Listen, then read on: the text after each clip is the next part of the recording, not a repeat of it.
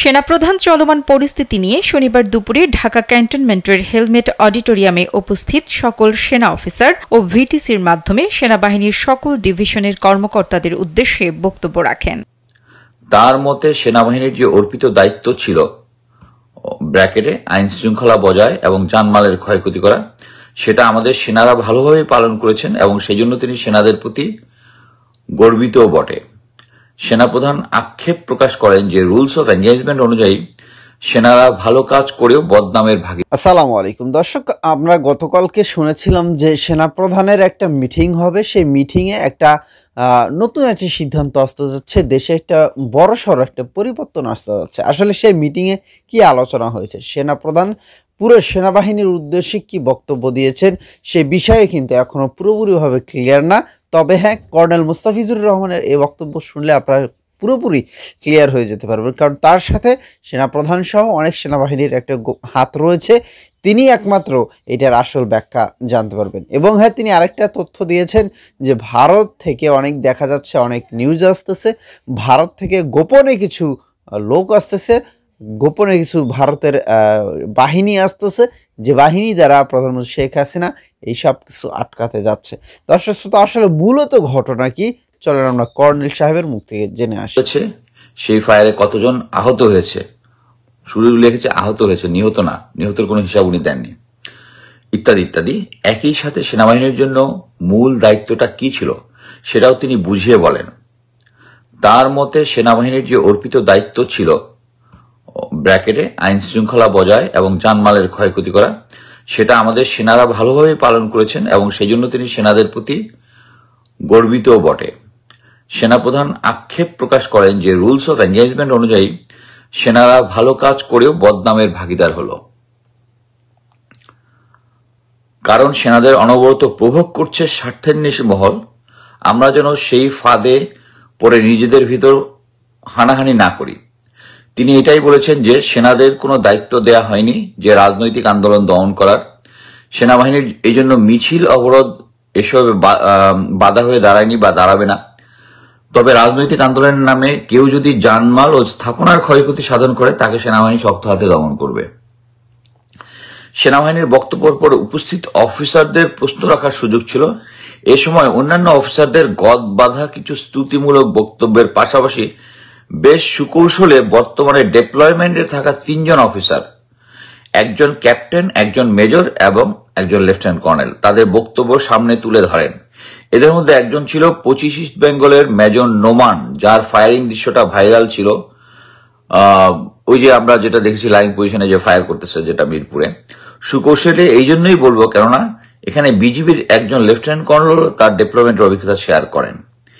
এদের সকলের বক্তব্য অনুযায়ী সেনাবাহিনী ডেপ্লয়মেন্টে কোনো অন্যায় করেনি, ন্যূনতম শক্তি ব্যবহার করেছে এবং অনেক ধৈর্যের পরীক্ষা দিয়েছে। জাতির উচিত সেনাবাহিনীর এই ভালো কাজগুলো জানা। এটা হচ্ছে তার অ্যাসেসমেন্ট, সোর্সের অ্যাসেসমেন্ট। যা হোক, এই পুরো অ্যাড্রেসটার মূল লক্ষ্য ছিল অধীনস্থ অফিসারদের মন মানসিকতা যাচাই করা এবং সুকৌশলে কাউন্টার ন্যারেটিভ ঢুকিয়ে দেওয়া। সেনাবাহিনী প্রধান একজন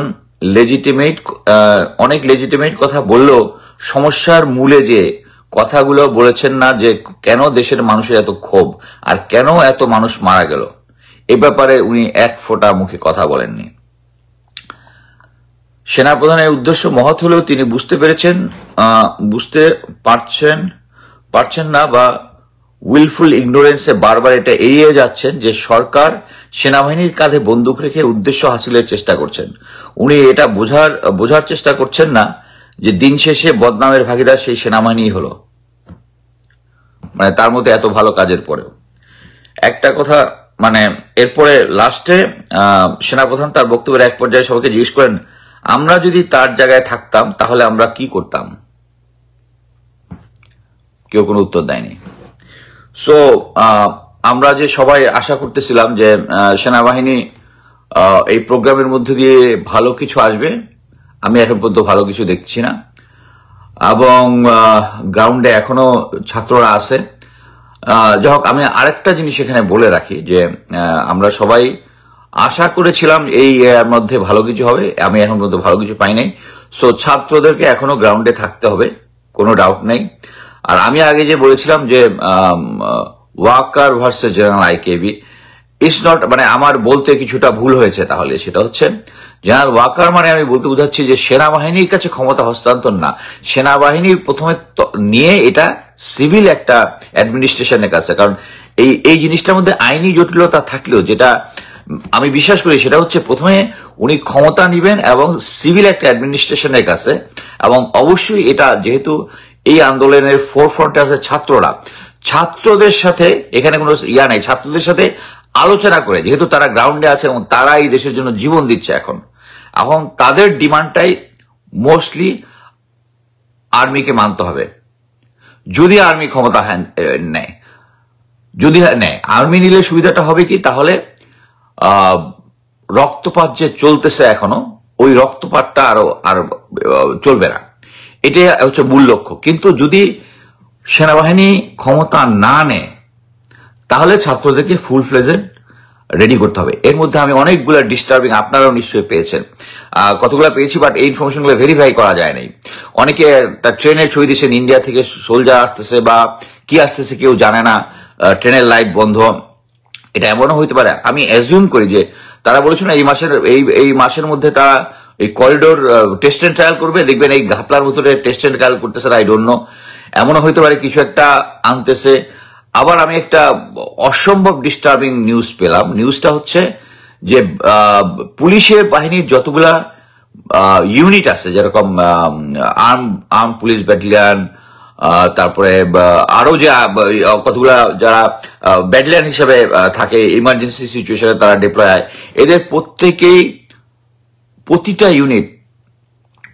ইউনিট মানে হাজার, মানে কত হাজার যায় না, but more than 1000 spare uniform তারা বানিয়েছে। এই ইনফরমেশনটা আমি ভেরিফাই করতে পারিনি। আমি এটা বলার কারণ হচ্ছে গুজব রটানো না।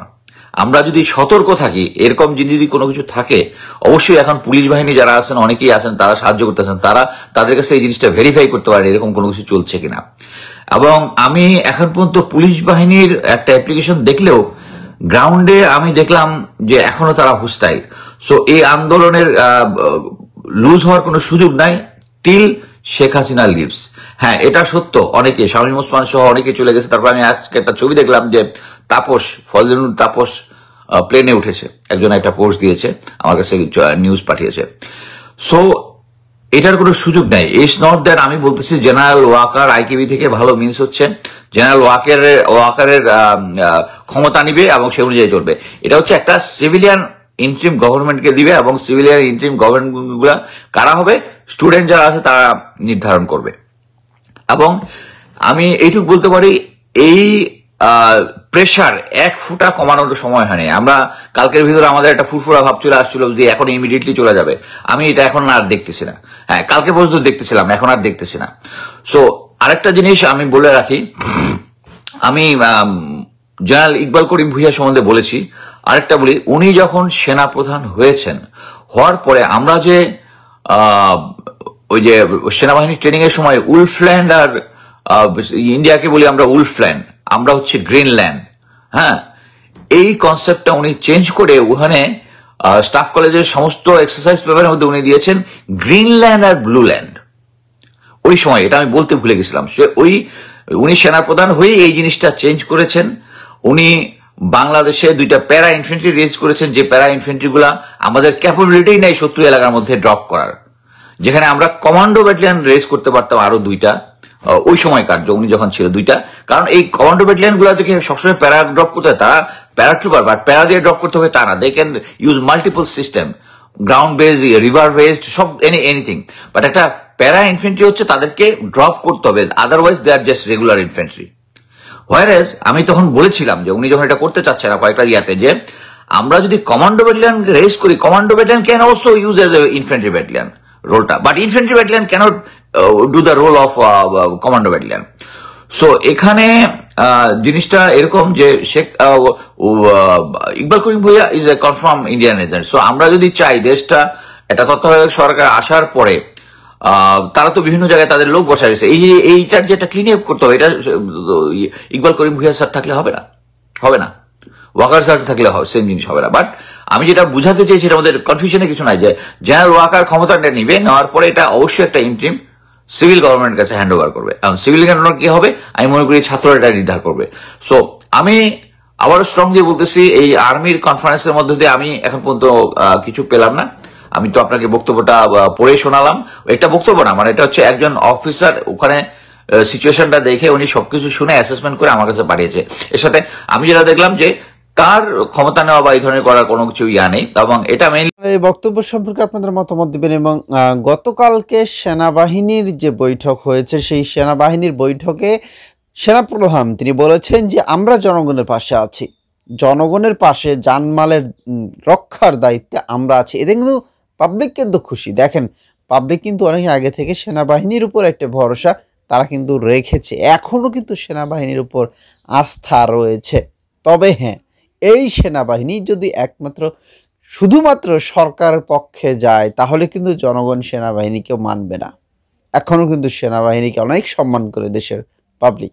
এটা কিন্তু মানে আমাদের সেনাপ্রধান ওয়াকারকে এটা কিন্তু বুঝতে হবে।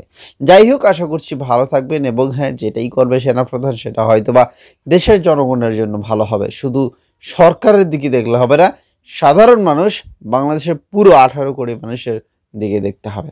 ভালো থাকবেন।